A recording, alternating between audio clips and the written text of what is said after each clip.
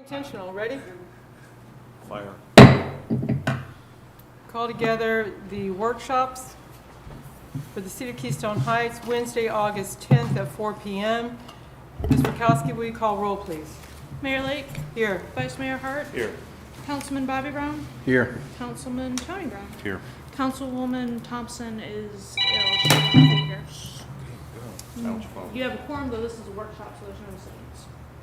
Thank you. And are there any public comment cards? I have none. Thank you. First order of business is agenda item 1, 2022-2023 fiscal year budget review. Ms. Rakowski, would you like to take lead, please? Sure. So in front of you, you have 4 proposed budgets. We have our CIP, our cemetery, our CRA, and then our general fund. I did not draft a Lakes budget for this because the conversation is,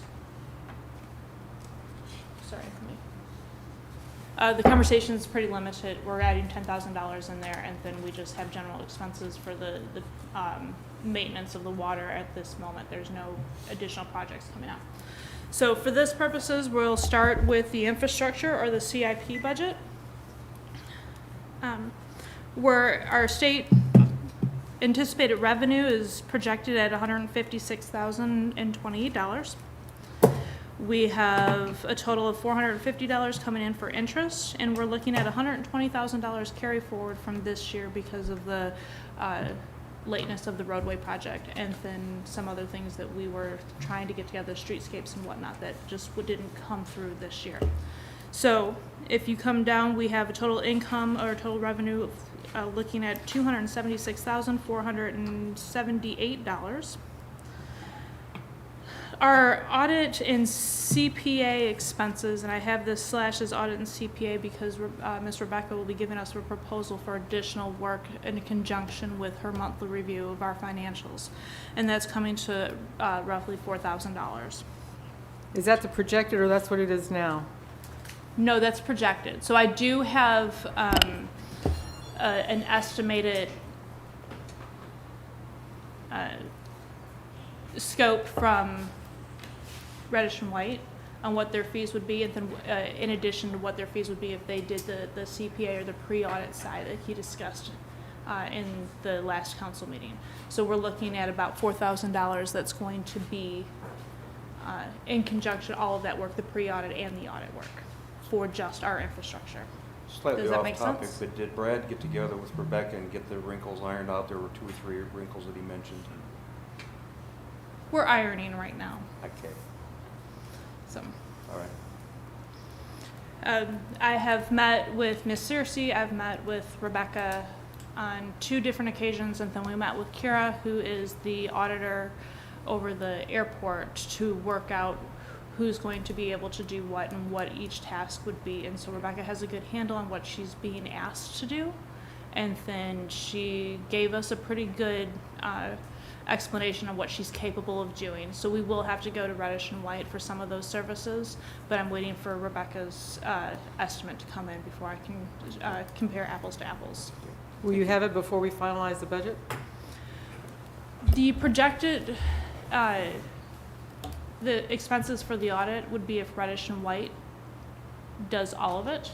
So with that being said, I don't anticipate Rebecca's fees being over that. And if they are, we would go with Reddish and White to do it. So this is the maximum that our audit will be. Okay. Not to muddy the waters, but Keith Hatch, I think we all know this now, he's a former CPA. He's not a CPA now, he's advertising for accounting services. So with that being said, if we were to go out to bid, we would, or if we were to look for another CPA, it would be somebody with governmental service or governmental experience, just because government accounting is way different than general accounting. I don't know his exact background, but it sounds like he was with a large firm. So. Any additional questions regarding the audit? No. Moving on, planning and right-of-way planning, I budgeted $20,000 as taking robotics into plan with DRMP, and then any other additional right-of-way planning, we're looking at it, and this is just planning purposes for a 5-year projection, sidewalks and that kind of document, a roadmap for the next 5 years of how we would spend, what projects we would do within our CIP. Didn't we budget for them last year? Didn't we have something in the budget for them last year? Yes, we did. And we didn't spend the money? No, So that's is this- part of the $120,000. So that's part of the carry forward? Yes. Okay. Roadway resurfacing project, I've just budgeted $100,000 in there, a round number. We don't know which intersection we're going to do. Like, again, we're waiting on the reviews to come back from Roadbotics and then DRMP. $7,500 for sidewalk construction, and then I have the remainder, $144,978,000 in additional capital outlay. This line item, I believe, would be conversation for council either this evening or as we move forward with our ecotourism plan for additional infrastructure, how you want those dollars to be spent, what projects that you would like to do. We've had continuing conversations about what that plan looks like, and so we can outline that as the workshops continue throughout the remainder of this calendar year. For example, that could be for storm sewer upgrades and that sort of thing. All of that. Yeah. So at this time, if you have specific conversations, projects that you would like to look at for that additional $144,000, or if there's any questions regarding our CIP. Are there any other places in the budget that would address any of these needs? Any of these needs being, We had talked about, and you're going to have to remind me, refresh my memory. We have talked about doing lots of planning documents through the engineer. So what have we already approved in terms of we've given the engineer permission to go out and do? engineered permission to go out and, So for example, we've talked about stormwater and the need for planning. We've talked about the parks and the need for planning and having a master plan. Of all the things we've talked about the engineer doing, how many have we already funded in terms of planning documents? within your general fund, you'll see a $20,000 planning, and that will cover the parks master plan, and that is the scope and fee that council approved at the last meeting. So we have a parks master plan underway. Yep, on its way. We've already completed the downtown streetscape plan, and they're in conversations right now with FDOT, and we'll look at that closer in CRA. Okay, what other plans do we have at the So, engineer? and then DRMP is working on a scope and fee and in conversations with the St. Johns River Water Management District for stormwater. And so we have not seen that plan yet. And then we've also paid for and completed the cemetery master plan. So the district will be involved in the stormwater project. They have cost-sharing options. Do they? Yes, I know cargo way is going to be an issue. yes, Yeah. yes. And that is on their radar. Okay, good. So really then, the stormwater is the last significant area that we need to address in terms of planning for it. Stormwater is one of them, and then a complete roadway master plan, and that's already budgeted. Roadway master plan is already budgeted? That's part of your planning for right-of-way.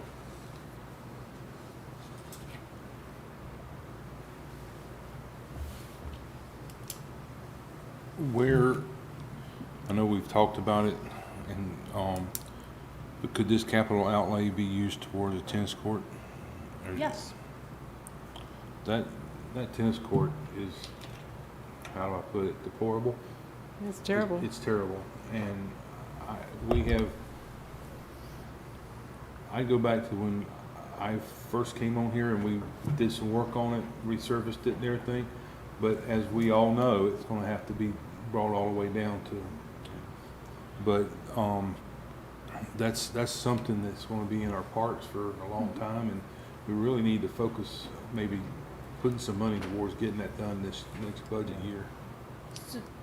I don't know what it would take to upgrade the pickleball court. I know I've gotten some feedback on that it's not as level as they would like it to be. And So there are several conversations that has been had about a splash park and upgrading pickleball, continuing on with the Rails to Trails program, or plan, adding the pavilion and restrooms, improvements to the natural park, the tennis courts, and then additional amphitheater type seating or things at the beach. And so that's part of your ecotourism and your parks master plan of let's really have a conversation and vote. Council can vote on project priorities, so that when we do have it in a roadmap, we can go out for FERDAP. We have that available, but we know what is council's priority and how to check those boxes. And until we have that plan, it's really difficult. We've been kind of throwing, or not, I don't want to say throwing, but we've been putting money into a dog park and putting money into the trailhead and putting money into the beach, and so it's been kind of going all over the place. And, Kind of a shotgun approach. yes. So let me ask, who would conduct this ecotourism plan? That's going to be conducted by GRMP. That is the plan that you approved at the last council meeting. The scope and fee that you approved at the last council meeting. Okay. I don't think he mentioned it when he was in here at our last meeting. Where is our new engineer from? Is he local or? He works out of the Gainesville office. Gainesville, okay. So he is fairly new to the GRMP team. I don't know how new, but he's been engaged. Well, he said he's been a licensed engineer for like 15 years, so he's got to have Oh, some he has the chops. background, Yeah, absolutely. yeah. So since we've already approved the ecotourism plan or fees, And we'll see that that's not part of the CIP. That's going to be out of your general fund, out of your engineering. okay. So then it goes back to priorities. So the priorities, again, we can leave it as, or council can choose to leave it as capital outlay, other capital outlay, until you conduct that plan. If you want to put it into the roadway, we can do that as well. Plus, we've got plenty of bonding headroom, so So if we had to go that route. staff's recommendation would be we're anticipated to complete the ecotourism plan by the end of the calendar year. The very beginning, the very beginning of next calendar year, you should see the plan to vote to approve it, and then we can start, with having funding already secured, the $148,000, we can start on something right away. Is everyone comfortable with that plan? Yeah, I would personally like to go address stormwater, but I guess we're waiting on the district for that. But we are going to have water coming into the lakes in about 2 years, it looks like. And that is a large concern, because we have not addressed stormwater in several years, since I've been here. So with filling the lakes, and then what is the quality of the water that we're putting back into them from our own drainage system? Exactly. So, and then, but like I said, GRMP is working on a scope and fee that should be presented probably in the November meeting. Okay. So Tony, specifically, are you okay with waiting on identifying funds or projects? Oh, yeah, as long, it's just, not just this council, but we've been kicking the can Sure. with yeah. that tennis court. And to me, if you look at it, everybody's been out there to look at it. And it's well used. It is very well used. And I know we had a plan several years ago, with new lighting, new fencing, new landscaping, and it would have looked good, but the grant stuff just fell through. But I think that I would rather see, and I'm all for a splash park or whatever. I have grandkids. The mayor has grandkids. I would love to go out there on a hot day and stand in the middle of it. I'd like to see that. But my thing is, we need to fix what we've got first before we add anything else to our plate. And we can get grants for splash parks, I guess, from a recreational grant or something, through the Kind of state. CDBG. We Yeah, can CDBG. get grants with the tennis courts as well, because Yeah. so I tell you, the $148,000 is going to be a starting point. I don't know of any of the major projects that has been discussed, from splash park to the tennis courts to rehabbing pickleball, or things that money will cover without the assistance of grants. But it's just and community involvement too will be a part of this process as we have these master plans. So it will be council's decision on priorities, which will be fantastic not only for this sitting council, but for years down the road. They can see the roadmap that has been laid out. Right. Okay. The pickleball court is sinking or shifting, or what's the, So like the tennis court, it has foundational issues where we could not just go over and repave it. And so at the time, council utilized what was pitched to be a very good product of the plastic. yeah, And because of the unevenness of the foundation, we're still finding the pickleball The ball bounces. does not bounce the right way. It does not bounce correctly, and some spots are dead. So, again, that's another foundational issue as well. We'll have to take that slab up and replace it. Florida. Foundations in Florida is a whole different issue than, say, in Georgia, where you got a good clay base or something. So, and then that was the issue with the grant. So the grant that was received for the tennis court was based on a resurfacing. And once the contractor was brought out here, they would not resurface it. They would require us to take it down to foundation. The FERDAP grant would not allow us to take it down to foundation because it was written specifically for resurfacing. Is everyone comfortable with the infrastructure budget at this point in time? Would you like to move on to the cemetery fund? Okay. So next is the cemetery fund. We anticipate about $3,000 in burial permits. Cell phone tower that's fixed right now at $13,961.70. We are looking at the possibility of different proposals for a buyout, a lease option to buy out, and as those are coming in, then we'll address those in budget finance. But for the time being, this is our rental agreement for the next 2 years. Lot sales, it's just a projection. Some years it's higher than others. We're looking at estimating about $15,000 in revenue. We're coming in right about $20,000 this year. So it's a give and take. For total income of right about $32,000. There we have $350 coming in for CD interest. And then moving down to expenses, all of the audit and CPA, additional audit and CPA expenses for the cemetery comes out to $5,000. Capital improvements is budgeted at $5,561.70. This is a line item that was utilized to budget it to come out to a zero balance.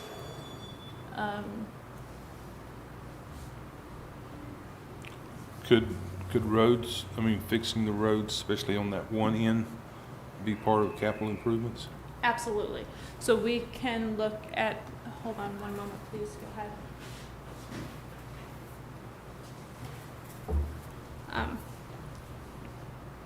So we can look at what that looks like for our master plan and next steps with that. Computer software, we have a $1,500 annual for SimSites that we utilize to keep our software up to date in our cemetery, which is much better than the colored pencils and crayons that we had just a few years ago. Legal expenses, this is the attorney's portion of covering the cemetery of $2,000. Our perpetual care contribution, council, it's been every year we contribute $7,200 to our perpetual care, with the understanding that one day the cemetery will be full and we will still need funds to maintain it. Equipment repair, maintenance, $2,000. These are for specific mowers or the irrigation system or the well that's out there, anything that may need repairs within the cemetery.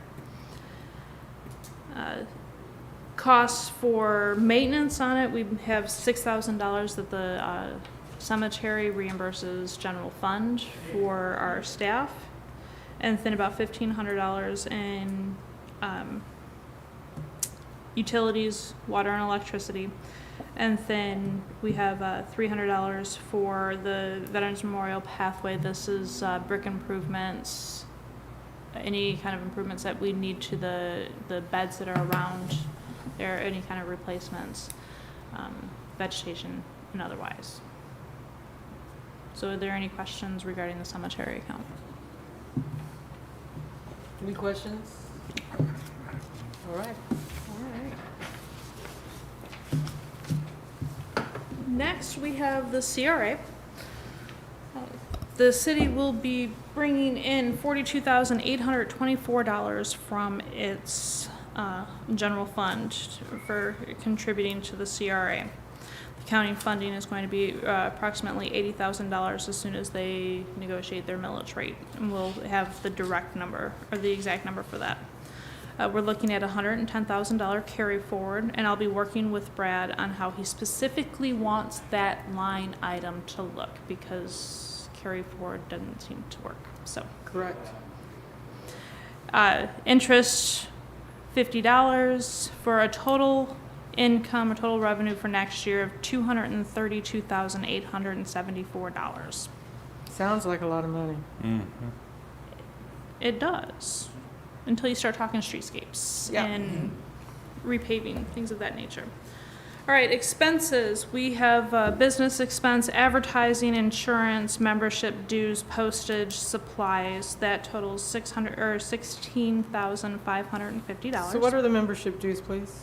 Membership fees. So we have members to the Florida Redevelopment Association. Florida Redevelopment Association.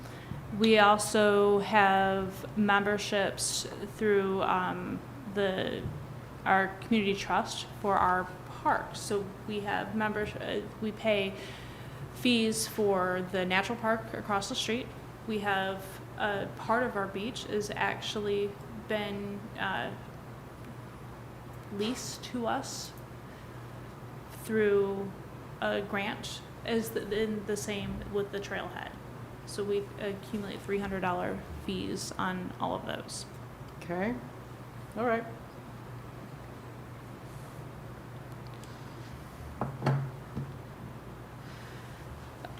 And the Clay County EDC, have we committed that? We're talking about the $3,000. Have we seen, can we prove that that money is working for us? For the Clay County EDC, so Crawford Powell is the new Economic Development Council or Corporation president, and he has been out here visiting our sites several times. Our contribution of $3,000, I think that personally it's worth it. We're seeing them down here. We're being included in their plans when they're doing site selection. We have been solicited for information on our area specifically and our businesses and what it is that to be incorporated in their master plan. So the cities have the opportunity to opt in or opt out to be included as part of a larger plan of the county's plan, and our $3,000 allows us to opt in every time and be included in all of that. Okay.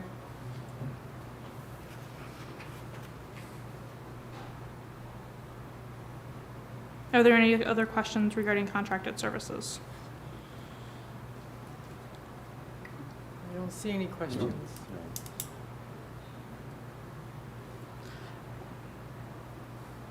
Events and festivals. So we have just a slight increase in our CCSO reimbursements. And so you'll see the 5K run of a maximum of $1,600. And so that fee, I believe, is going to be more than cover that. We were quoted at about $1,500 if it falls on the 4th of July.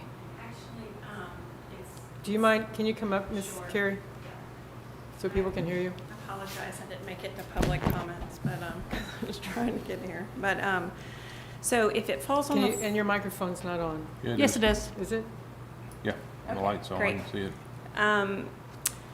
If it falls on the 4th of July because of the time and a half, because it's actual holiday, so with the admin fees and whatnot, the total would be like $1,750. Oh, so it's a larger increase. Okay. Yeah, so because it wasn't on a holiday this year, it fell under the $1,500. I think it was, 12 plus $175 in admin fee. So it's not just the deputies.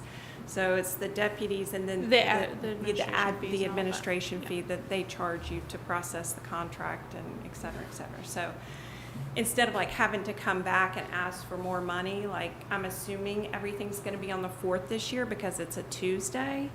So, I mean, Monday it was okay, you know, because of the weekend, but the farther you move away from it, I just think it would be harder. So if it is on the Tuesday this year, which is a secondary point of like trying to set the date as early as possible just so we can know and plan.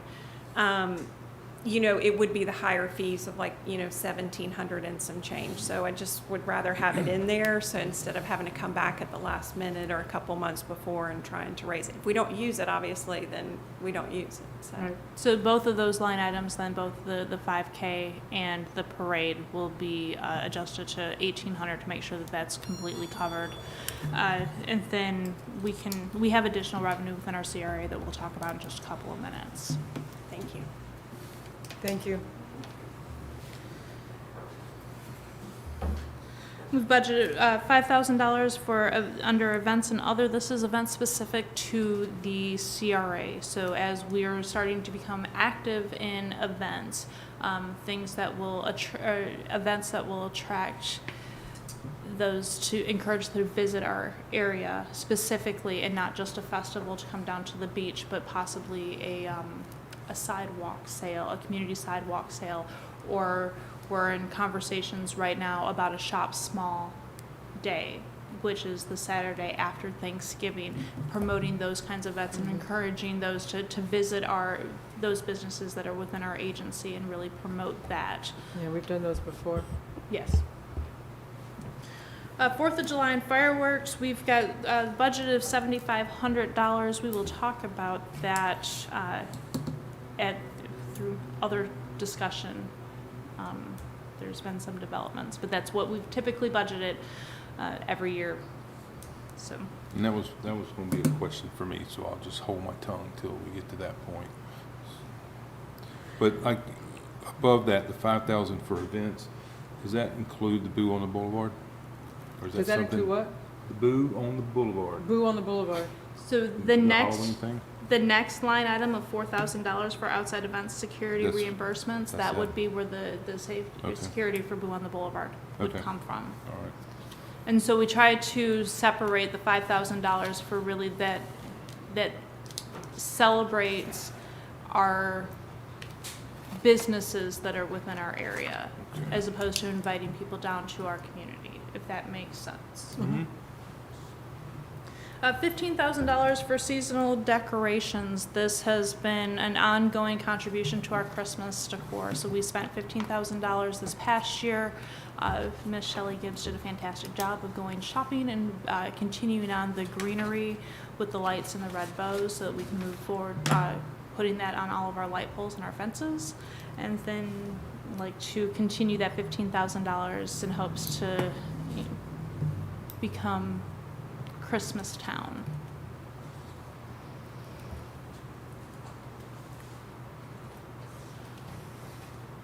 Any questions or conversation regarding events and festivals? Nope. Okay. Moving on to other expenses, we have benches and trash cans, and then You want me to handle that? Somebody hit something? They hit that that graded thing out there. It's right outside the door. Wasn't my car. What was it? Somebody's contact lens? this has been an adventurous meeting so far. So the $10,000 for benches and trash cans, that alarm's going to go off all night long now.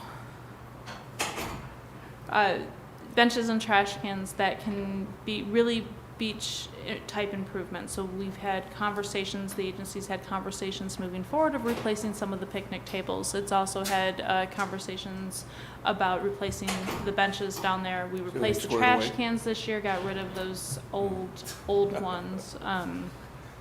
So it's really what council or the agency desires to replace. You're looking at $10,000 will cover 3 picnic tables, a couple of benches, things of that nature.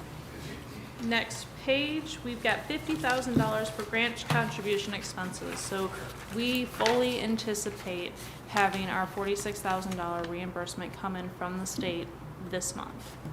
That was for the for the rails to trailhead? trails. And so that's what we were waiting for so that we could do a matching grant.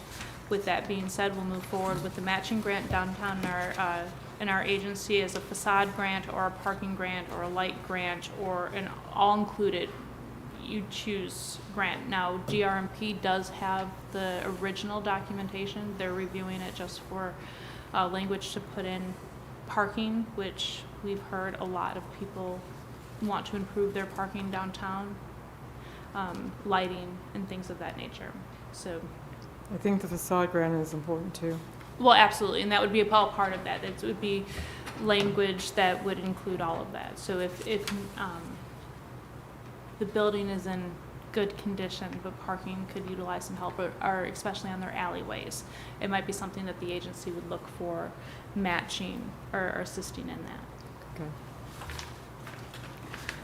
$75,000 for the streetscape improvement. GRMP, Manley Landscaping, and myself have been in conversations with FDOT trying to manage what they will cover and what we will need to cover. So we have intentions on moving forward with the streetscape master plan that was approved earlier this year in the next fiscal year. At the time that the plan was completed, it was a multi-million-dollar plan, so $75,000 is a drop in the bucket, but it's a really good start and we could have a huge impact. Yeah, and we had discussed starting from the hardscape up. Yes. Hardscape first.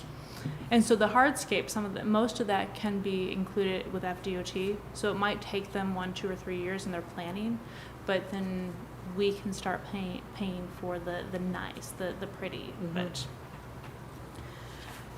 So all that being said, we have. And I do want to make one comment about the Welcome Center. Sure. I don't know if anybody else has gotten the comments, but I've gotten really negative comments about the Welcome Center being across the street in another building. They really feel like it benefits one specific business more than it spreads it across all the businesses in town. And so I've heard a lot of complaints about the location of that business. We have not spent funds in there. The Welcome Center, as far as the city is concerned, we haven't spent any funds into that yet. I'll have conversations like the large sign, the Keystone Inn sign. Sat down with the Heritage Commission, looked at the possibility, well, I sat down with Miss Nina, looked at the possibility of bringing that down to our beach and displaying it at the beach in more of a public location. And then the only other thing that is benefited from the Welcome Center would be the tourism television that was funded from Clay County. Yeah. So it's really, I mean, up to the will of the agency and what you'd like to do with that. I don't know that I don't have room here to make that, That's the to problem. put that stuff on display. Just as an aside, I did make an informal pitch to another business owner in town to have a museum in their office building, and they didn't get back to me. So I don't know if you're referring to some people that are No, in similar I'm just business. saying there's a lot of realtors in town who are upset that one specific realtor has a Welcome Yeah, Center. well, that was another realtor that I mentioned it to. Would have been an ideal location for a small museum. They didn't get back to me, but I certainly would be glad to try to reignite that fire. Well, my thing would be if you could take it out of one, you just keep it out of all of them. Exactly. Okay. Because, I mean, I really feel like it needs that's to be a neutral what happens in location. a small town, this right here. I know. And, and we are blessed with a number of realtors in Keystone, so, but the only problem is where we put it, we go back to where we don't have one at all. Yeah, and I think the TDC really would like to have a welcome center here. At least that was my recollection when I was still on that board. Some of the items could actually, do you think, we talked about at one point down at the pavilion, the wall opposite of the walk-in freezer and refrigerator would be a nice place to display historical pictures and the kinds of things that are actually in the Welcome Center. It might be a more neutral place to put some of that material. So the pictures that are in the Welcome Center, minus the proclamation, are all provided by them. That's their own. There's a couple of things that were provided from the volunteer fire department that was not in possession of the city, so that wouldn't come back to us. Like I said, the Keystone Inn sign is I believe is There was one a of- bench there, right? yeah, and then one of our Keystone benches. So the Keystone Inn sign, I've had conversations, side conversations with both Miss Nina and Miss Deirdre, brought them down of the possibility of displaying it in the stage area, putting it in plexiglass that way, and with a little plaque of where it came from, and possibly a picture. That way everybody can see it, and it would make for kind of a nice backdrop when we do have bands or a show that's going on there. We had a magic show a couple weeks ago that was there.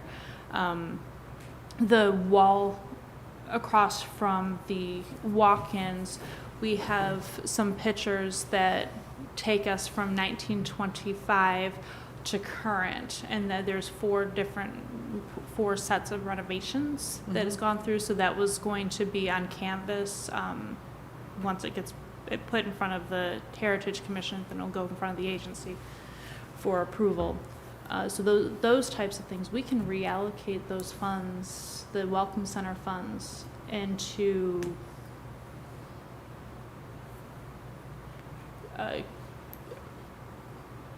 restoring or displaying in various locations. So, you know, Is there consensus that we need to do something about this?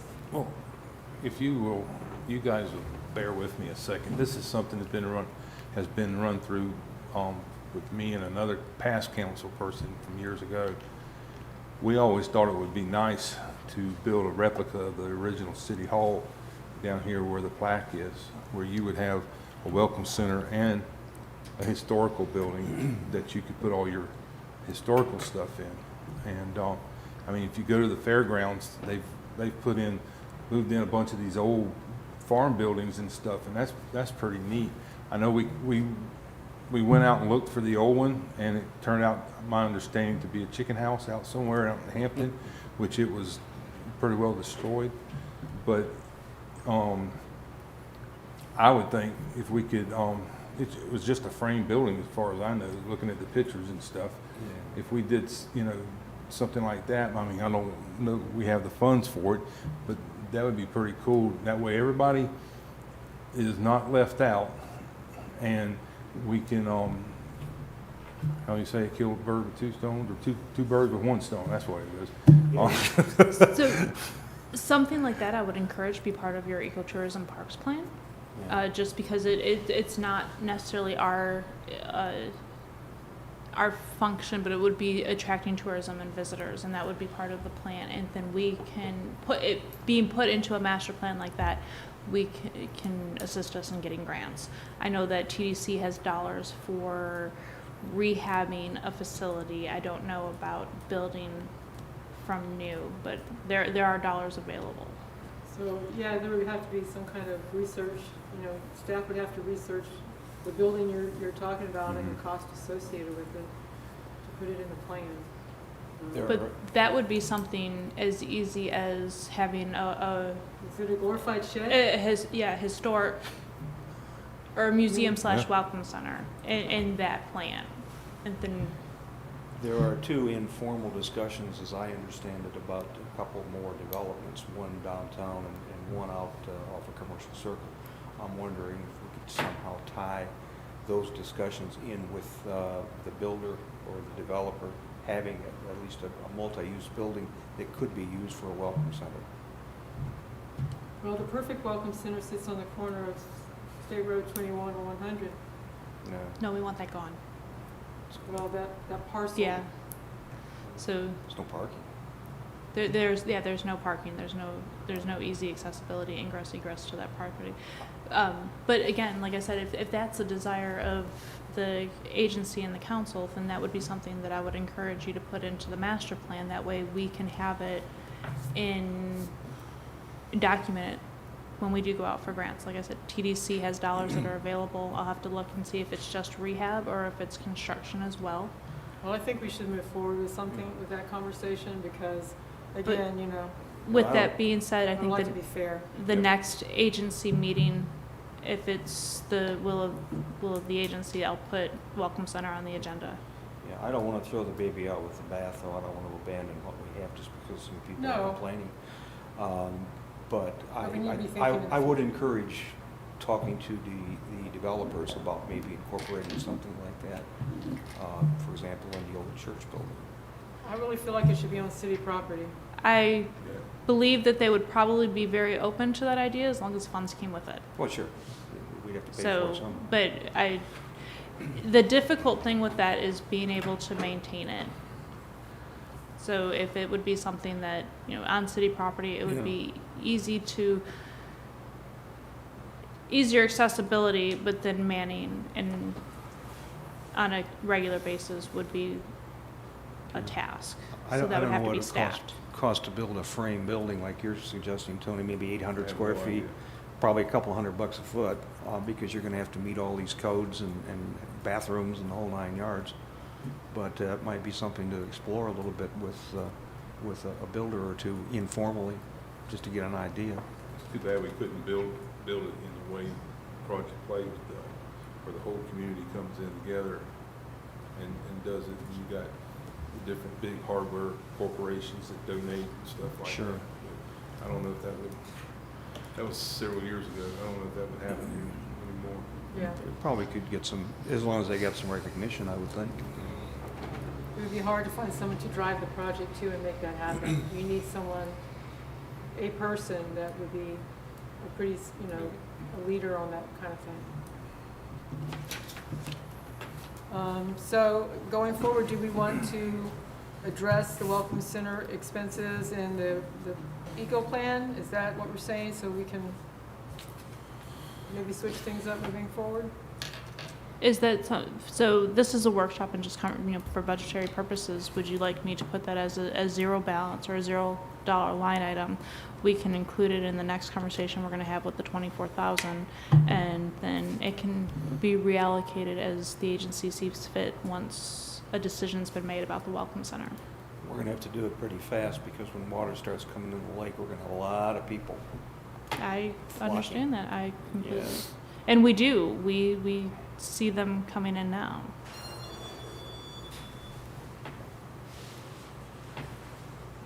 And then do you mind if I speak?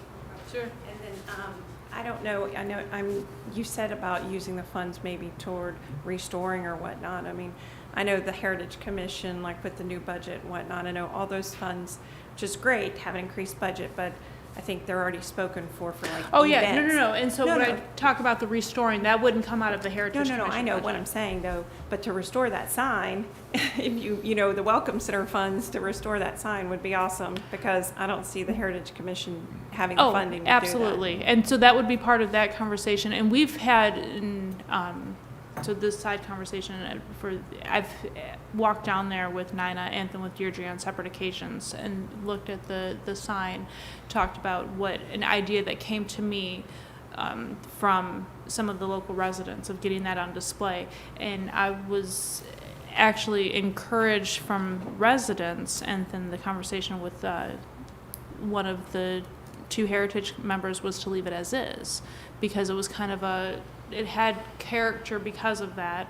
Restoring it and then would be a cost, and then being able to show a picture of it and information.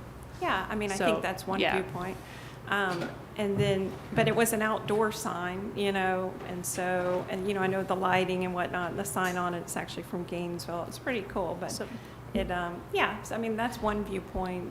It would kind of be neat to see it, how it originally was too, and then the question with, Then it's I don't want to say it cost. too loud, but Right. no, with vandalism and things of that Ah. nature was a large concern, because we can put the dollars in, and then this would be a conversation with the agency. If we put the dollars into the sign, the CCSO has been fantastic at catching and taking care of the issue, but then the damage has already been done. So is Yeah, that something? I mean, but now with the new substation and the eye in the sky, I mean, hopefully those preventative measures, that's what they're for, so.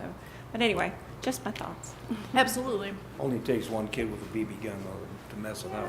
I mean, Oh, seriously? we never do anything if we, No, no, I know. like, Oh, yeah, absolutely, but Okay, any other questions about the Community Redevelopment Trust Fund? So with that being said, what is the will of the agencies? Well, for I don't that mind line leaving item? it in there just exactly like it is, as long as we know going forward that, Okay. And then that'll be on the next agenda for the agency to discuss and make a decision on. okay. So one other item of conversation for the CRA, and then we will be done with that, is that we do have $24,000 that is not allocated. And if it's the will of the council to either put that into streetscapes, or if you want to allocate that towards grants, or if there's another project that you're looking at within the agency, based on the conversations that we just had, it wouldn't be a bad idea to put that towards a museum or something on city property. That could cost a little bit more, but the idea of a small shed and then refurbishing it, making it look historic with all of our items would be one avenue to go. I do have a question. If we got that kind of money, should we hold off before we put it somewhere and find out how 4th of July is gonna go? Because $7,500 ain't gonna cut. So we can have that conversation now. It's part of the other discussion that is on the agenda. I have been made aware that OCD, that Our Country Day, did take a vote within their board members that they are going to disband, and that they're encouraging the city to take it over. Now, with that being said, the run and the parade would stay as it is. But it's really a consensus of the agency and the council on if we want to move forward with that. They have in their bank right now roughly $22,000. This hasn't been finalized, so this is all conversation, and then Mr. Hilton or Ms. Bassett will be here to discuss this in detail at the next council meeting or the next agency meeting. But their thought is to turn those funds over to the city to continue on fireworks. Now, with that being said, as we'll see in our general fund, our events are now becoming self-sufficient. We have vendor fees to cover our event expenses, and so we would help utilize those funds to offset fireworks. But part of the conversation under discussion was, is it a consensus that the agency wants to move forward with that type of event and responsibility? Is OCD a 501c3? It is, So they would have to disperse the money to a like cause. yes, So that would be a good fit Yes. from a legal standpoint. yes. That is their intent. The conversation that they had is turn it over to another board, and the legacy or the continuation of a different volunteer board And I think that's a great idea, of of which, bringing on another committee like OCD to help us organize and run it. I mean, it should have a staff member on it, it could have a council member on it, you need somebody from Kiwanis, you need somebody from the 5K. I still feel like there should be a group that drives the project. well, and it absolutely would be if this was something, so it would be a vendor show that would be put on by the city, and then the conversation that I've had, the bigger conversation that I had is the fireworks and the liability that comes with that, and then the procurement of it. I know that there's been a couple of years that it's been kind of sticky, for lack of a better word, with procurement of fireworks, and so this would assure that. Now, as far as the run goes and 5K, we would go just as planned, and they're both here. That's because I have a question. Pardon? I said that's because I have a question. So, but the vendor show would be, the applications, we would take care of that on a staff level, putting in our spots and things like that, like we do the Christmas extravaganza and whatnot. I have a question. So would the city take fireworks and the street dance, or just the fireworks? So the street dance is utilized from OCD as a fundraising Fundraiser. mechanism, and it has not raised funds over the last couple of years. Yeah. So we look at different events throughout the year, and I've had this conversation a couple of times with a couple of you over the past years as this conversation keeps coming up, it would be restructuring what some of those events look like. So as vendor fees and things like that, bringing it downtown, bringing different events downtown. The idea would be to hopefully get community involvement, participation from things like the chamber who's down here now, the business association, the Rotary who has not been involved, those, and make it really a community put on event. So again, I still think it needs a committee that would help organize all of that. I don't know that you want it to fall on staff completely, right? I would like for staff to be the collector of data and conversations, and so she would be, and her and I have had many conversations on this, she would be the one that going to Cary for the rut and going to Kiwanis for the parade, and then going to whatever part that KLRBA or whatever part that Rotary or whoever else would do. But committees and conversations just kind of designate tasks or allow for tasks to be acquired. Like I said, Yeah, Carrie I does a agree. fantastic job with the run. But she also needs to make sure that all the other components are running. I mean, that's when I've seen you in meetings, that's been important to you, is that right? Well, I mean, And so she would be the liaison coming in with the Right. information, going straight to and just like the parade is where Kiwanis handles the parade, and then they have somebody that communicates with. the city would be the common denominator is what I hear you saying, and which would be reflective, I think, of how the community sees it anyway. Yep. I mean, you walk down the street, ask anyone who puts on the 4th of July or whatnot, and they'll say, oh, the city does. You go get we get our trophies from the locker room, and they're like, oh, is the city putting on the 5K? I mean, it's just a natural response. Everyone thinks the city puts on. So, I mean, you might as well take ownership of it if it's reflecting of the perception of the city. I think it's a great idea, and I think it gives you greater ownership of the final product. And so, I mean, I don't know about the street dance, but someone could handle the vendors for you, and with, the liaison being the city. And with that, so I say that we would do the vendors just because we collect the funds for it and making sure, but there would be volunteers that would be willing to help. And then if different organizations want to handle something specific, then we encourage that, absolutely. The more the merrier. Let us know what part of it you want. But the city would take on the ownership of what goes on now with the vendor show and then the fireworks. And then if the council decides to move forward with taking on this event, then it would be our goal to reach out to the different organizations and say, let's all be a part of this. What is it that you would like to do? How would you like to contribute, if at all? Okay, I have no problem with that. Anybody else have a problem with that? The only thing is, we've worked OCD for years, and it's like you said, at one time, there were so many volunteers. And it's not just in this community, it's everywhere. Volunteerism, people just aren't doing it that much anymore. And, but I agree that the city needs to take ownership of it, because who gets fussed at if something goes wrong? We do.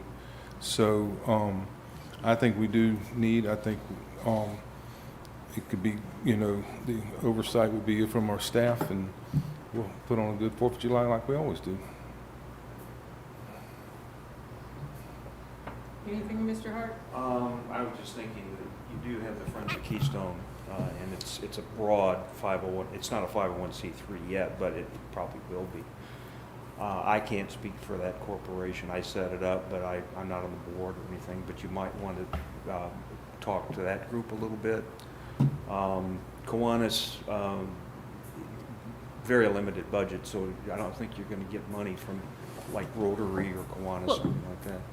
And I wouldn't necessarily be looking for funding from different organizations, but allow Kiwanis, for example, Kiwanis does the parade, and it is a opportunity to gather funds as elected officials are in the parade, and then those monies go straight back to Kiwanis. They own that event, that portion of the day, and the funds, it's a benefit to Kiwanis. The same with the 5K, is the city doesn't accumulate any funds from that. She owns that event and she organizes it. The two of them are rock stars, but they benefit from the funding that comes into, not the city. So it would be a Friends of Keystone Heights, if there is something that they want to contribute to that event or that day to make it better, then it would be a benefit to Friends of Keystone. Well, you already have the organization, and that's generally their mission anyway, to do Right. things for the city, so it would be a good fit. The question, though, is Tony's point, is people just aren't volunteering like they used to, and you're going to end up pretty much with the same people that volunteer now doing it. But we've got some good leaders in the community that I'm sure will step up to the plate for a common purpose like that. As long as somebody is actually driving the bus, like Right. Christina, then you can get the pinwheel and you can have allocation of duties and that sort of thing. So. And I don't want to say reinvent, but we can look at what this event looks like and take into the account all of the suggestions that we have been given for years, to be able to move You know, that forward. might be a good, healthy injection of change into the event So, if you kind of reinvent some things. and And the street dance, I'm sorry, that kind of, it was a fun time back in the day. My gosh, when the J.C.'s were in that street dance, it was a party. Yep. People had a good time, made a lot of money. A lot of money.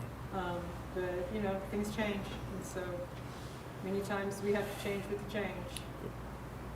And you've got some serious liability issues too with something like that when you've got alcohol involved on a big scale. I don't necessarily agree with you on that, but Okay. it's a discussion. It's at least for them. something we have to think about. So going forward, we'll have it as an agenda item, then we'll be looking at our country day and adopting that into our events. In terms of the 25,000, that's still ordinary income that we need to assign. Can we put that in a holding spot for, I don't know if you want to call it OCD? Does anybody else think that we? so there's a couple of things that we can do with that funding, if that's the direction that you would like to go with it, is I would encourage putting it into events, so that way it's not allocated towards fireworks. And then if something changes throughout the year, then we can always do a It's a budget broad amendment. enough, it's a But broad enough. that way it stays with the agency and it's not committed to something specific like fireworks or. Okay. I like that idea. Yep. Okay. Okay, so that's going towards events. Is that all the conversation we need to have in this one? That takes care of one of the second items that I have. Is there any other additional conversation questions for this agency? Okay, so we're moving on to general fund. All right. General fund maximum millage rate was set by council at a 4.2901. That stays steady at what we have been for the past couple of years. It's not a millage rate increase. It will be a tax increase because of property values. At 95%, we're anticipating $319,282.11. Very specific number given to us from the property appraiser's office. This is an increase of about $20,000 from over last year's budget. Most of these, well, all of these are pretty well fixed. All of our taxes are coming in from the state. I do want to bring your attention down to permit and zoning related fees. This is one of the other items that I would like to discuss. Our fees in our LDRs are dated at best. The LDRs, I believe, were created in the 90s, and those fees are from the 90s. Those fees do not cover the current costs of engineer and planning reviews. So if it is the consensus of the council at this time, I would like to go ahead and explore what those fees would look like and bring that to you at the next council meeting to make a decision on if you would like to Council or adopt workshop? them. Well, I would bring it to you in an ordinance form for consideration and adoption at the next council meeting. Okay, so do you know what kind of percentage increase you may be looking at? I'll have to explore, so I'll give you An example, we had collected about $5,000 from the Country Meadows development, maybe a little bit more. I don't have the exact number in front of me. We spent probably about $30,000 in engineering review in Wow. conversation. And so every time that there's an asked meeting, some trees or something of the like, it cost us professional fees, as you would pay a planner or an engineer. So those are the things that we want to look at covering a little bit better. Okay. Rather than a flat rate, a flat percentage, would you have like a pass-through of the cost? You'd let the developer know up That's front something that I've, the general parameter or what it would be, and every time they ask for a little bit more, the cost goes up? so that's a conversation that I've had with Mr. Commando of what your application fee would be, and then every time that there's an additional conversation that we have to bring into professionals. And so it really encourages those who are applying to have their application completed and their due diligence on our code.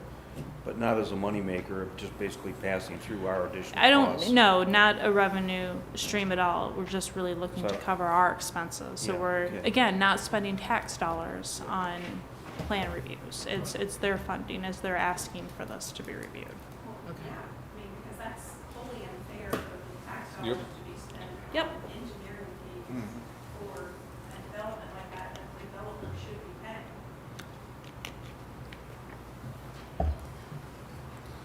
So if it's the consensus of council, then we'll go ahead and move forward and bring that in Looks like we ordinance have that. form. Perfect. All right.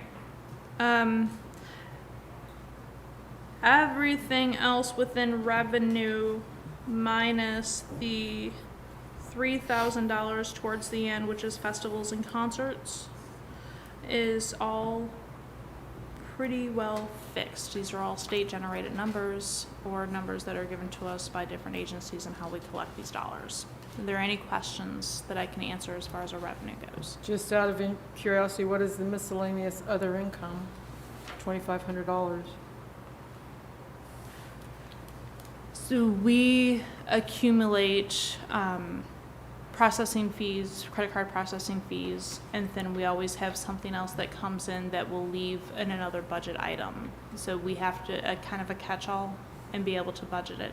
But we see those expenses leave the budget in our expenses, in our Okay. expense. Okay. How is the charging station doing as far as income? Is that indirect? Minimal. Hmm? Minimal. Minimal. And so that's one of the things that once Ms. Sarah gets up to speed and is well, she's out with COVID right now, we'll look at getting into that system, and then you can anticipate probably the end of this calendar year, beginning of next calendar year of a rate adjustment on that. Okay. Okay, where do you want to go from here? Next page? Yep, next page.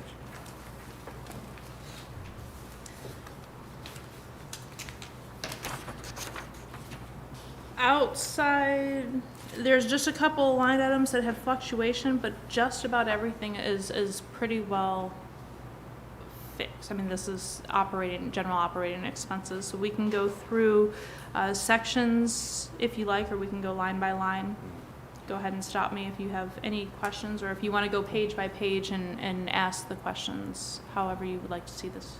I just have a question about the special magistrate. Is that a retainer that's paid for services, or is that just an estimate based on hours? Hourly rate. Hourly rate. And so we have a contracted rate that we pay him, Okay. and I've actually had conversations with our code enforcement officer today that it looks like 2 are going to hearing, so, Does Rich attend those? yes, He does. he does. He's our legal counsel, then Mr. Wiggins is our magistrate. So under Parks and Recreation, you have a line item for $75,500 in total?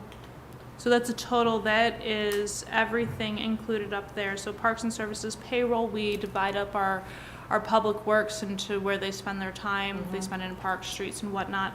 And then also the general operating of the materials that goes into our parks, the water and electric. And so that $75,000 is an all-encompassing in all of our parks in the area. Okay.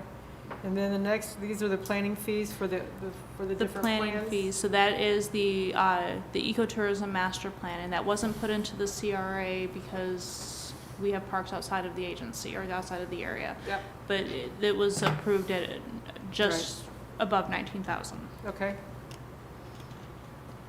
And then everything else is pretty well fixed. Is there any other questions? These are all minimal line items. Moving on to page 3. Payroll and staff, the 143,000 is everybody inside. Taxes on that, contingencies, the PTO credit and debit, this is a wash because we pay into our PTO and then take it, so it's vacation that's accumulated, and that would be, its money's already earned by the employees. Insurance, workman's compensation, ICMA match, those are all fixed numbers. The city attorney fees of 59,000, it's a contracted amount. We actually pay him 66,000 a year, the rest is covered through cemetery and CRA. You see the $6,000 being left general fund for the cemetery fees, we see that coming into the general fund from the cemetery. Code enforcement costs, are there any questions on 3? No. Okay. Any questions?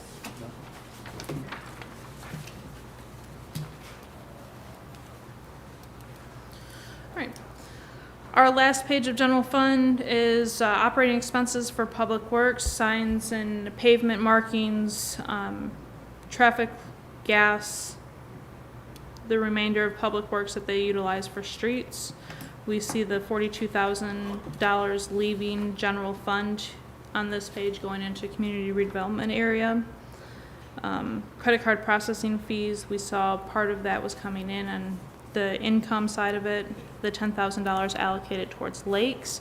I left those, the $1,500 for the Centennial, the 2025, or that's a Friends of Keystone, I believe is the name of the organization now. How many years have we put into that?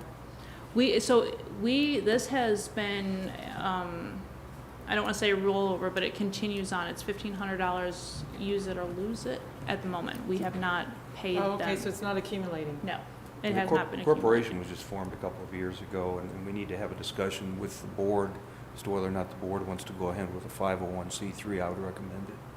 Well, I think that meeting is August, It's coming up. yeah, I've got it's it on the August or calendar. September is coming up, but Yeah. that, to do that is like, gonna be around $1,000. So, Actually, it isn't going to be that much. I looked into it. As long as your budget is less than $50,000, it's like $270. And there's a short form. It's an EZ, so it can be done pretty quickly and pretty inexpensively. That's to be in the nonprofit. To get the 501c3 designation from the IRS, you know. As long as you stay under $50,000. Now, if the board decides they want to go bigger, then they got to go the long form. That's where your real expense. That's probably when you're going to get a CPA involved.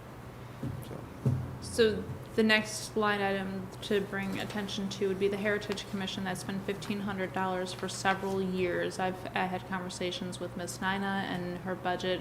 So through the general fund, I've allocated $4,000 if it's the will of the council, and that's right about what they've asked for. And they've done fantastic things Yeah, this no, past they're year. doing great work. So, I really appreciate what they're doing. are there any questions regarding general fund? I have none, looks pretty clean. You had some? Easy to read. I just have a question. with Can you come up regards- to the microphone? I have a question with regards to, I guess, there's a problem with the Welcome Center now? I guess, No, there's not an issue, just I had general conversations with a number of realtors who are upset that the Welcome Center is in another realtor's office, and so we were talking about neutralizing that, that's all. Doesn't have anything to do with you personally, it's just the fact that other realtors see that you have an advantage with the Welcome Center being in your building. I'd sure like to know who, because I've I've talked to every one of them, and nobody said anything to us. They were happy that it was there. And I mean, all we're doing is creating a service for the Right. community. I understand that, Right. and And- I agreed with that when we approved it. Yeah, we're not changing anything. We're not Okay, changing we were anything just, right now. we were just curious, because it's like, this is straight up, I mean, we have, anybody that's come in there, we have, and I will swear this on my mother's, we have never, ever pushed our business on anybody who has came into that Welcome Center. Anything that we've ever done that somebody's come into the Welcome Center, all we've ever done is give them any information that we can about the city. We have never pushed our business on anybody. No one's So- indicating that you have, that's not the issue. Okay, I just wanted to make sure, because if anybody does ask with regards to that, I mean, we do not push our business on anybody. When we first agreed to this, we just thought it would be a benefit to the city as far as having it. Sure. And, we try to provide as much information as we can if, if anybody comes into the building. But again, the Welcome Center's right there in that one part. We do not push, our business with regards to that. And I hope everybody would understand that, because it's just not something ethically that, we wouldn't do. So, if somebody comes in and they ask about something, of course, we'll answer it. I'm not gonna say we'll run down to the other realtor, but we have, the people that have come in there, to come in and talk about the area, that's what they've come in and talked about. It's not to purchase a home. It's, nothing like that. It's all been, where is this, or where can we find that? Do you have any maps of the city? Do you have things like that you can inform us about? And be honest, all we do is brag about the city. Right. We try to tell people, we're involved with Kiwanis and Rotary and KLRBA and, LRDC, and we push that in hopes that they'll come to the area. But again, that, like Tony said, we're short on people for volunteers. So, those are the things that we, as a Welcome Center, try to do. And I'll tell you, I would be thrilled if we could get somebody from Heritage or somebody that would want to go over there and, take on people and keep us completely out of it. But we don't. But at least we can provide information for people if they do come in. And that's all I wanted to say, because I just don't want the Welcome Center to go away. And you have somebody that complains that they don't like something with the beach. Do you do away with the beach? No, we haven't suggested that. So I'm just, I just want to make sure that everybody knows that we're not pushing our business on anything like that. It is strictly a Welcome Center or Clay Tourism. And that's it. Suggestion I made to another realtor was use a portion of their office for a museum for the city. That would level the playing field right there. That never went anywhere, but that might be a solution. Might solve a couple of things. Might solve the cost of having to build another building later. So, just a thought. Yeah, I like I said, I just wanted to come up and throw that out there and let everybody know that, that's not something we do. So, the Welcome Center is the Welcome Center, period. It goes back to an old John Wayne comment he used to always make. Somebody got a spur in their saddle, they're Oh, yeah. upset, and they want to complain. I already know who this The is. thing is you don't even need to tell me who it is. I have no clue. Oh, I'm sure I know who it is. But the one thing I brought up, Todd, and Steve just brought it up too, is years ago, a couple of us kind of like to have a replica of the old city hall, the original one, but it's gone. And to build something like that, I would probably say $100,000. I'm not a contractor. 200. Wood frame off the ground. $20 It looked like an old schoolhouse. Yeah. Well, that's what they did in Melrose. I think they moved that little. They did move the little thing Yeah, and from M&S Bank. Rosemary Dower was very active Yeah. in doing Yeah. that. And Yeah. if we could find somebody that has an excess piece of property that can be put on skids and put right there. Well, they just moved the church somewhere You know where Lulu is? Yeah. Okay, they moved the church out in that open area at their park and volunteer fire department. It's not settled yet, but it's still on, they moved that thing in there. So they still move houses, Oh, yeah. Oh, yeah. so. Well, thank you. Like I said, I just wanted to let y'all know that's. Thanks, Todd. Thank you. Mr. Kelsey, anything else? Oh, yes. So now that we've got the budget out of the way, so before I move forward, outside of the conversations that we've had, is there any large adjustments that you would like to see? Because if not, we'll do a couple of tweaks and then we'll review this one more time for adoption in Good job. September. No, I think it's pretty clean. Okay. Let's talk about trash. So we did have the pre-bid, mandatory pre-bid meeting. We don't have any information yet for businesses or anybody else to be involved with, but we had who was going to bid.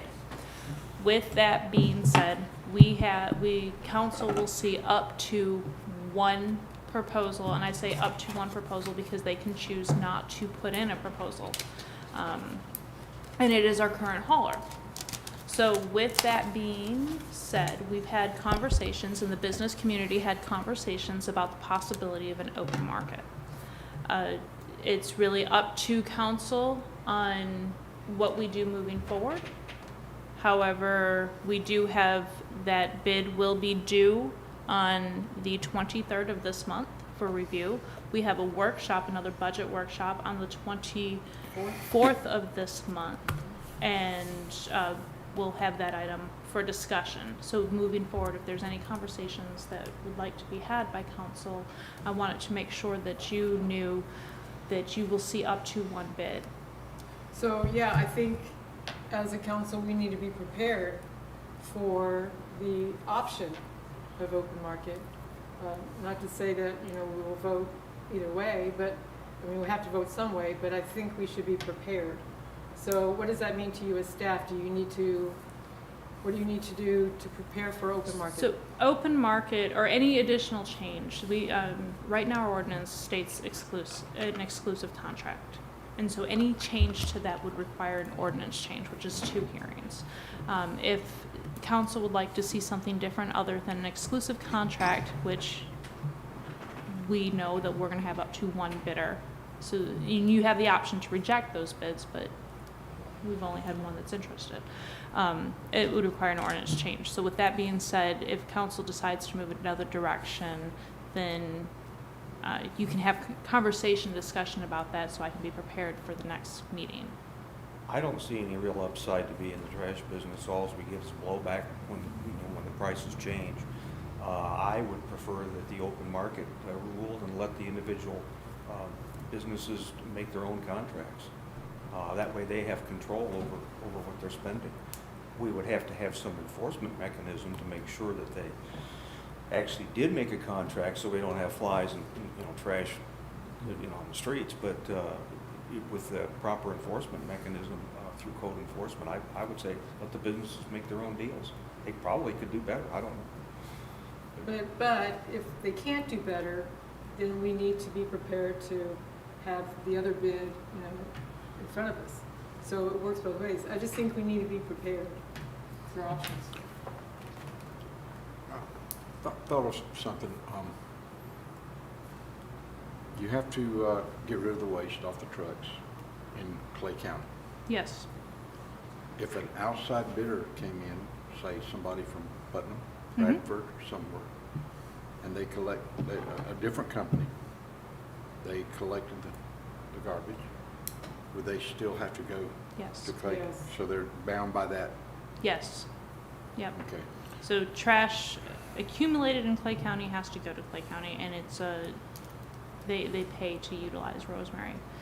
And that's the issue, it's so far from Keystone to Rosemary, that's where the real cost is incurred by any hauler. It's like you come down the south end of Clay County, you pick it up and you go all the way back up to Green Cove to get rid of it. Could that be a revision made on that where they could, like, say a company in Bradford County, could they take it to where they get rid of it anyhow? Or, now that's gonna create a problem for them. Okay, I've got half this truck with the Clay County garbage, half this truck with Bradford.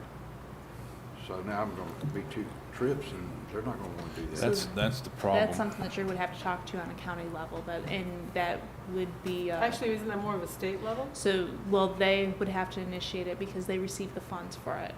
So we'd have to start with our commissioner, but there's hefty funds that would be, I don't know that we could convince that argument with the funds that's accumulated for it. Is it a lot of money? Yes. Okay. All right. Well, So, go ahead. when this was all brought up a year or so ago, and some of the business owners were all about hiring their own people, but the thing is, I don't understand is, say you got a row of businesses, you got a dumpster here and a dumpster here. Well, you got one hauler coming in and picking up this one hauler coming in and picking up this one, and to me, as a business person, that's just, you ain't gonna make no money. And that could be more expensive. And there again, you have to go the Rosemary, and and there again, as the manager said, we're gonna have to have an ordinance to make sure these people, do their dumpsters. And I'm not talking a restaurant with garbage cans. I'm talking they need to have a dumpster. Some of the other ones, your lawyers and real estate people, they don't need a dumpster. Shredder. But they still are commercial. So the big deal is them dumpsters and getting somebody in here at a good cost to take care of them. You got 2 business associations now in Keystone, and I would think between the 2, they could help coordinate perhaps a group purchase of services from one Everybody hauler. get together. That would make a lot of sense. But And we do have some businesses that do that. If you look at where Clyde's to the barber shop, they all utilize one Yep. dumpster. And so there would be things in place to protect some of the conversations that you're having today of accumulation and pickup and things of that nature. So I think we have a consensus. We want city manager to at least prepare for open market I think so. for our next conversation. And So, for- with that being said, then we would bring at the next workshop, we'll go through our final review, which sounds like it'll be pretty quick because these budgets aren't going to change a whole lot. And then have conversations, that would be where we hear the voices of the businesses, because you can really see your options. So open market is strictly going to be for the commercial part of it. Residential is still going to stay the same. We have one hauler. Residential is controlled by we have an interlocal agreement that we contract with, what the county does, we do, and it's on the tax roll. So that's handled annually through their taxes, and again, everybody is required to pay, so that there's trash services that's offered to every resident, it's taken care of on their tax roll, and then what the county does with their trash pickup, they also include Keystone Heights. It's more affordable that way. I will tell you, Clay County has an open market for commercial. And that would be the first place that I would look when drafting an ordinance. I would think Rich could do an amendment to the existing ordinance giving us an opt-out of the current proposal and going to open market without throwing everything out. In other words, it wouldn't have to be either or from a drafting standpoint. It could be both. Then we could select which way we want to go when we find out if there's a bid that comes in. It's good. If that wouldn't be harmful, because if you got the city, we probably get like what, a quantified price, Well, we actually get revenue from that contract. but We haven't done anything with that revenue, it's sitting aside versus, for the conversation that council had, decision that council made. but Prior if we, to. if we let go of what we've got, then how about his business? He's got a dumpster, now is the price gonna shoot up because they're not all There's, together and quantified? I mean, oh, no, and I hear what you're saying, so understand, and you understand that there's an upside to having an exclusive contract, because it's a guarantee that hauler is going to have the 60-some businesses that are inside the city limits, whether it be containers or dumpsters, or however, carts or toters or dumpsters. And the Doing price it won't go up as long as the contract. in doing it and the city has a contract with it, but then it forces the businesses to only use that hauler. So giving them an option does potentially have a downside, because then you do have a couple of haulers that are coming into the city limits of Keystone Heights, and they're not generating that revenue from all of the businesses. So there's ups and downs on both. What I can tell you, I don't know that I'm going to be able to get pricing, individual pricing for haulers. I've tried that before, and they want to see our contract because we are exclusive. And so until we change that, they're not willing to give out their prices. But I can, and we're going to be different than different areas in the north end of the county because we are considered rural, the distance between us and Rosemary Hill. From a business person's standpoint, number one, with a large corporation doing it, they got shareholders that have to pay, and so they have to pay dividends. That's embedded in the cost.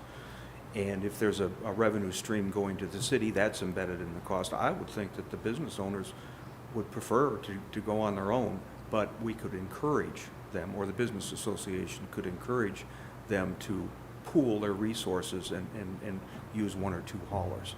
But we do have to have teeth in the ordinance in case somebody doesn't. I agree. I mean, I think there has to be teeth in the ordinance if it Yeah. goes to open market. Yeah. So when you say teeth in the ordinance, what teeth are you looking at? What are you trying to grasp? Hefty fines, and if For lack of pickup, is that what you're?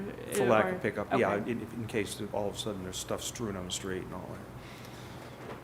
So there's checks and balances. There's different ways that we can take that. It would be, asking for a contractor or during the business tax renewal process, things like that we can take care of, making sure that they have a hauler in And place. pass it on as a special assessment if you have to. So, Okay, lots to think about. but the time is coming quickly, and right now, if we move forward as is, council will have up to one option. October 1 is the drop dead date, isn't it? It is. Yeah. And so we can do monthly renewals What until is we it, get this Dawn? sorted out. Says your birthday. All right. Anything else for the good of the order? Any other conversations need to be discussed today? Seeing none? Motion